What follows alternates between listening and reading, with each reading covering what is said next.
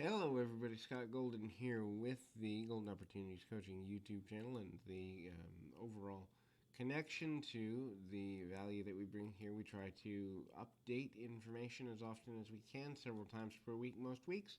And we do that through an audio format where we discuss a variety of mental, emotional, and psychological and coaching related topics. We do that as often as we can for your listening pleasure and to bring you clarity on situations with which you may struggle. That can be super valuable for a number of reasons, and so beginning to do that is something we are committed to doing on a consistent basis. In any event, please feel free to reach out if there's a topic you'd like to see covered.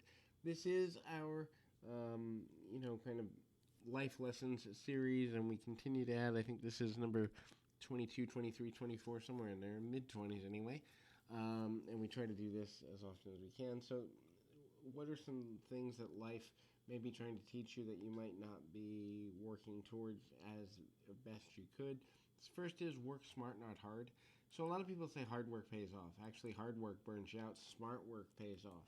When you begin to understand the synchronicities of how to build systems in the way in which you approach your life, in your daily and the act of daily living, the things that you want to do, the places you want to go, and the ways in which you want to do these things, the easier it is to begin to understand how to do so in a meaningful method and way. And so the beginning of understanding how to do that is ultimately a power struggle or power mindset, um, in any way. Um, so the next thing to look at when about life lessons is to love more.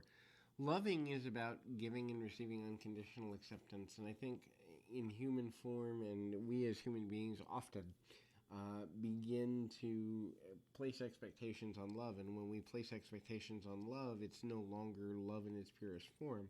So the least we expect when giving a loving action to another person, the easier it is for us to do loving actions without any sort of negativity involved in them. However, many people have forgotten or are lost as far as how to love without expectation, and that can become very overwhelming for people to even consider the act of doing.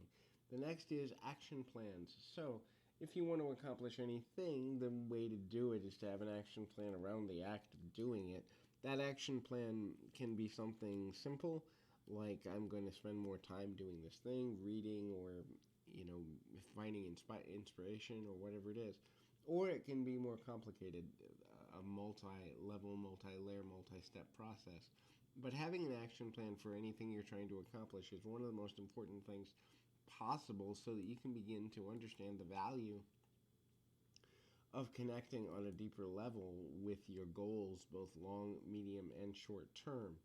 When we are connected with our goals, it's easier to achieve them. When we are achieving our goals at a rapid rate, it's easier to get somewhere in a meaningful manner. And so the next thing to consider is investment. Investment of your time, investment of your energy, the value of kind of being fully invested in whatever you're doing, being present, but also, where's your money going? Where's your time going? Where are your friendships going? Do they lead you to a level of prosperity and safety and security and all that good stuff? It's valuable to look at these types of things. Exist to inspire and look for inspiration in all things.